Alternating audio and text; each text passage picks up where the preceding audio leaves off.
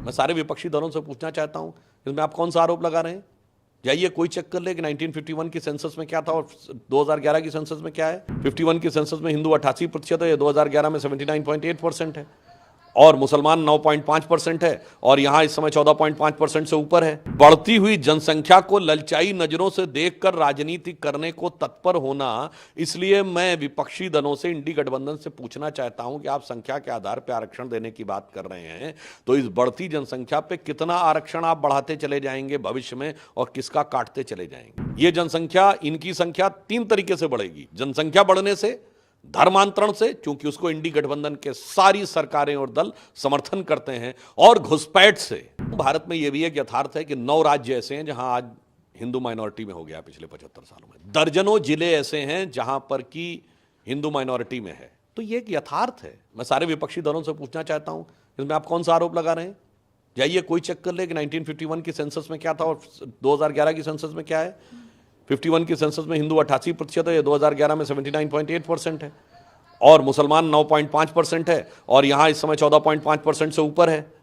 तो इसमें कहीं कोई किंतु परंतु नहीं है, पर यह जनसंख्या का इस रफ्तार से बढ़ना और उस बढ़ती हुई जनसंख्या को ललचाई नजरों से देखकर राजनीति करने को तत्पर होना, इसलिए मैं विपक्षी दलों से, इंडी गठबंधन से पूछना चाहता हूं कि आप संख्या के आधार पर आरक्षण देने की बात कर रहे हैं तो इस बढ़ती जनसंख्या पे कितना आरक्षण आप बढ़ाते चले जाएंगे भविष्य में और किसका काटते चले जाएंगे?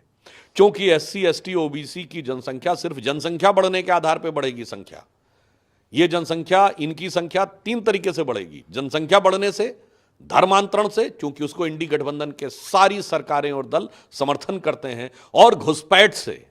ममता बनर्जी जैसे लोग कहते हैं मैं देखती हूं कौन जो है घुसपैठियों को बाहर कर सकता है। इसलिए मैं उनसे पूछना चाहता हूं कि इन 3 तरीके से बढ़ती हुई जनसंख्या, और जनसंख्या वहां पर बहुविवाह की मान्यता है इसलिए जनसंख्या और तेजी से बढ़ेगी, इन 3 तरीके से बढ़ती हुई जनसंख्या के आधार पर भविष्य में आप किसका आरक्षण कितना खाकर देना चाहेंगे, इस बात का जवाब आप दीजिए। सर, ये जो डेटा आया है ये इस बात का संकेत है कि आगे मुस्लिम राष्ट्र के जो बताई जा रहा है। देखिए, मैं एक साफ बात कह रहा हूं, भारत में यह भी एक यथार्थ है कि 9 राज्य ऐसे हैं जहां आज हिंदू माइनॉरिटी में हो गया पिछले 75 सालों में। दर्जनों जिले ऐसे हैं जहां पर कि हिंदू माइनॉरिटी में है। तो यह एक यथार्थ है। और इलाहाबाद हाईकोर्ट ने 2006-07 में एक जजमेंट भी दिया था जिसमें उसने कहा था कि 40%, 45% पॉपुलेशन को माइनॉरिटी नहीं माना जा सकता। उन्होंने कहा था क्या ये होगा कि 51% मेजॉरिटी और 49% माइनॉरिटी है।